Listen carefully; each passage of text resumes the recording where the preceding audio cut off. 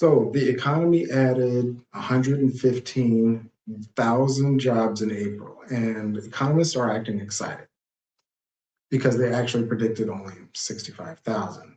Meanwhile, the participation rate just hit about a 5-year low, which means some of those unemployed um, people that actually just stopped looking. So, which headline do you actually believe?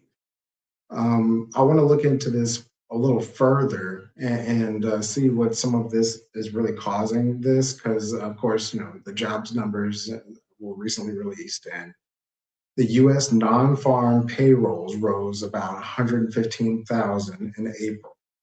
Now, that's nearly double the 65,000, the ultimate consensus estimate that they were putting out, marking the strongest back-to-back monthly gain since 2024. Now, as we move further into these numbers, with the unemployment rate holding steady at 4.3%, the result came back despite the low fire environment that has dominated since 2025, with healthcare, by the way, driving a third of all new jobs, while federal government employment has continued to decline as well. So the headline number versus the actual prediction gap is a gift to a certain extent. It's an easy angle for us to really talk about, but does it really speak on some of the misunderstandings that's currently within the labor market as we see it? So, with that said, if you're a marketer like myself, if you're running paid ads right now, wondering why your cost per lead keeps climbing, even when the economy looks fine on paper, yeah, that's on paper. The jobs report is the answers nobody's giving you. So, with that said, saying the labor market is strong just because unemployment held steady is like saying, a restaurant is profitable because you stopped counting the tables that left without ordering. The math works, but the reality doesn't. So let me make this as relatable as possible. Imagine you're in a home services company in Houston, say, for example, running Google Ads, maybe an HVAC business, and your cost per click is higher than you budgeted. Well, you close your rate is down by about 20% because the homeowner who clicked is employed technically, but hasn't gotten a raise in 2 years. They're watching their energy costs spike, and they're seeing things that they don't necessarily like. And it's pulling out a credit card for about a $4,000 system, unless they absolutely have to. So, with that, you have to understand the hesitation that you're feeling in your pipeline right now. The jobs report just explained it a little bit further. Let me help you relate to it. Now, as we get into some of these numbers, we dive a little deeper into how we can relate to them. Here's what's actually happened. The U.S. jobs market has added more than expected in April, which sounds great on the surface, but almost a third of those jobs were within the healthcare sector. One sector is carrying the whole report, basically. So if we break it down further, tech jobs are still declining, and the labor force participation rate, as we can see, the labor force participation rate, they're meaning the share of people who are actually in the working force and who are looking for work, who just dropped. This number just dropped to the lowest point since October 2021. So when we get, when we look at unemployment and how it holds at, yes, 4.3%, part of that is the people that are just leaving the game entirely. They're not getting hired. This is not a booming consumer industry we're in. This is a cautious, frozen one right now. So, with that said, I've been watching this play out in ad accounts since nearly, the last year, basically. CPMs aren't the issue. I know a lot of people think that they are, but CPMs are not the issue here. The audiences, they're still there. The issue is that the click to conversion rates are soft across the board for anything discretionary. And I mean anything discretionary. I had a retail client before last quarter whose traffic numbers looked healthy. They had great numbers as far as their conversion rate told a completely different story.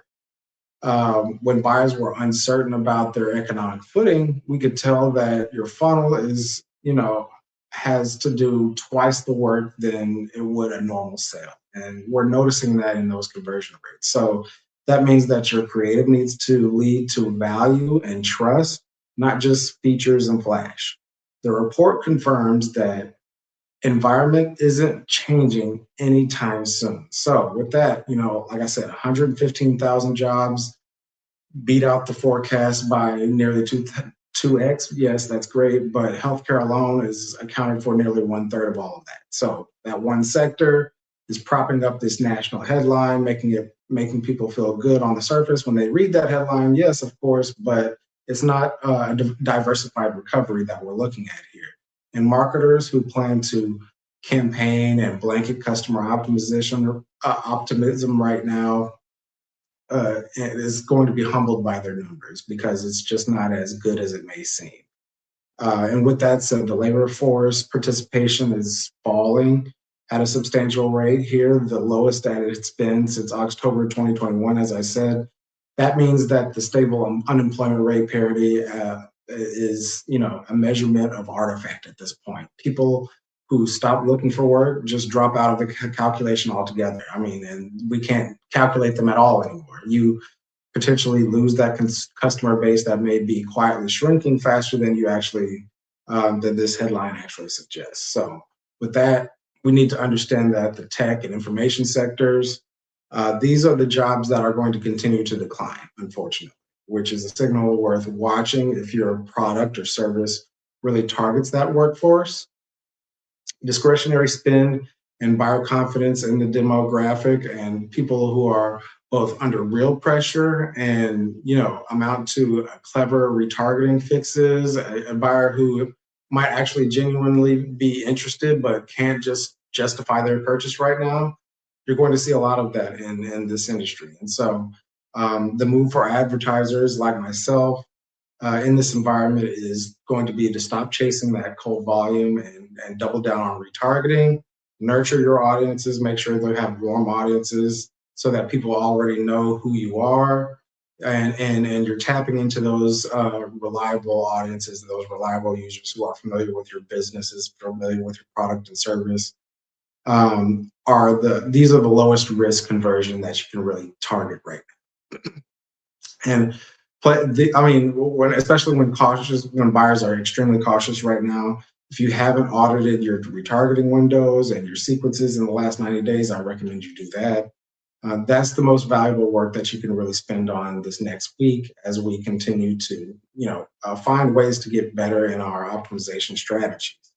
Now, with that said, go pull your Google Ads, your Meta Ads conversion rates, find any trends that you see from the last, I would say, 6 months, and compare it to a month over month value. Not just total of leads or anything like that, but you want to see what that lead to close rate is. If you have a CRM data connected, that's really valuable so that we can see what those trend lines can tell you, and they can advise you more on what the labor market's impact on your particular business is. And what any economist can tell you is what you can find in your data if you really have it, the accuracy down, and you're really trying to understand what the nuances of the data is really telling you. So this week, review your retargeting audiences, your windows on Meta, Google, and extend them. Make them a little longer because people are going to be a lot more concerned about where they're spending their money. If you're running a 7-day window or a 14-day retargeting window, test expanding it out to 30 days, to 60 days, possibly. In a cautious, a slow decision economy, buyers are taking longer to convert, and so we need to make sure that you're still available when they're trying to make that final decision. And if your window is too short, you're paying to reach them, and then once they've been reached, then you're letting them walk away. You're not continuing to keep that audience warm. You're not continuing to nurture that audience when they're still trying to make that final decision in that extended decision making process. So With that said, you have noticed that your leads are getting really soft over the past year, ever since 2025. And even when your ad traffic looks like it's doing well and you see a drop in your industry, this is something you might really want to take a look at and identify. If you want to find out why people aren't necessarily trafficking your products and services, I want to see what verticals are really being affected most.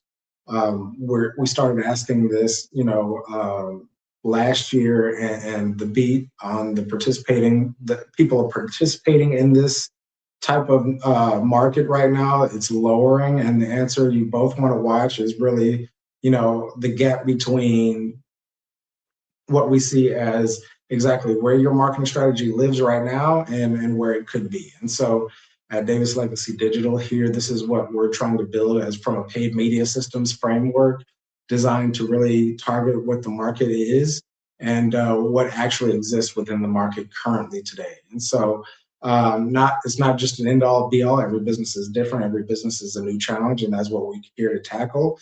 So if you have any questions or if you need any information on the press release that I'm showing right now from Bloomberg, it's really informative. I encourage you to go check it out. I'll put the link in my bio and I'll put the link in my details here in the comments. But please DM me or visit me at davislegacydigital.com. I'm happy to help. Thank you.